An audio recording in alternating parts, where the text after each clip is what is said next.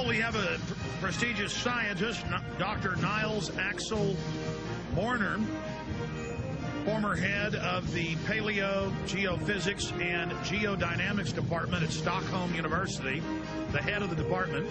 He retired in 2005. He is a critic of the IPCC, the hand-picked scientist, and the notion that the global sea level is rising. Well, I'm no genius, but I look at randomly San Francisco sea levels that actually dropped the last 3 years. But, you know, that's just the local meters. I guess the UN will have to fix those. Hide the decline in the sea level. He is a critic of the IPCC and the notion that the global sea level is rising. And he currently spoke in the Copenhagen at the Climate Realist meeting. And a lot of these events got disrupted by George Soros goons. Meanwhile, if you were accredited press at the UN events, and we're going to show some of this video in the background without audio, and politely ask questions about ClimateGate, men with guns came and they drag you out. So this is literally like the Soviet Union or Nazi Germany. Doctor, thank you for joining us. You're, again, an expert on sea levels, so the former head of your department before retiring. It's an honor to have you. Thank you very much. Well, tell us a little bit about your scientific background. You went to this meeting, why you're a critic of it, what's really happening with our oceans. Yes, first of all, I have been working on sea level for 40 years, and I have written 190 peer-reviewed scientific papers, and I have given about 320 scientific lectures at main conferences, most of them as keynote speaker. So I know the subject, and I even got the prize for what I have done in sea level business.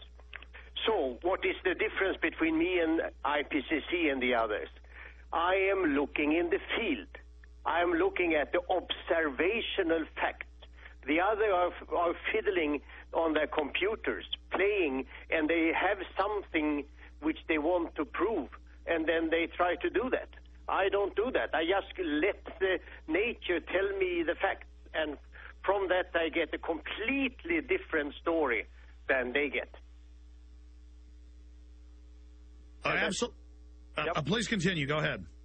Yeah, so for example, I have spent 6 expeditions to the Maldives. Maldives is a wonderful nation of 1,200 small islands.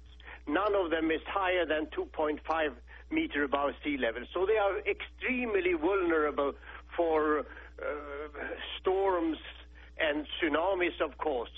But the question is sea rising, and will it really flood those islands so they will be wiped out, as IPCC says, in 50 or at the most 100 years?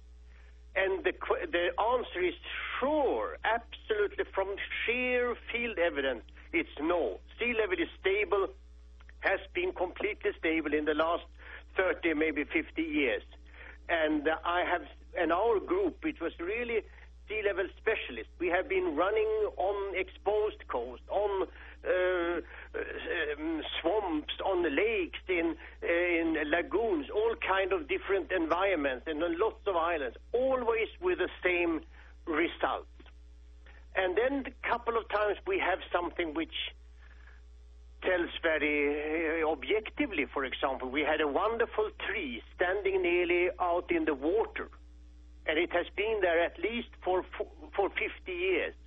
So we know that any slightest little rise in sea level would have wiped it out.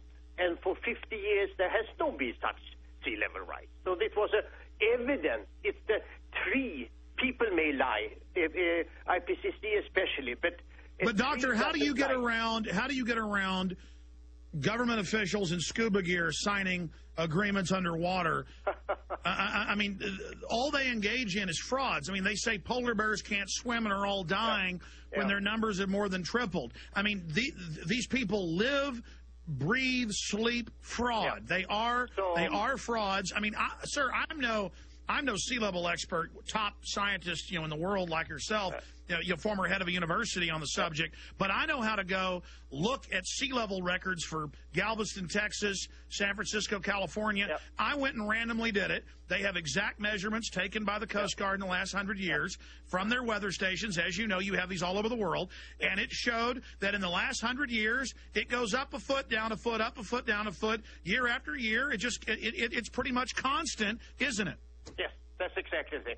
But the interesting thing with what we were doing in the Maldives, to return to that tree, which was an evidence, and I told the people there, look at your own tree.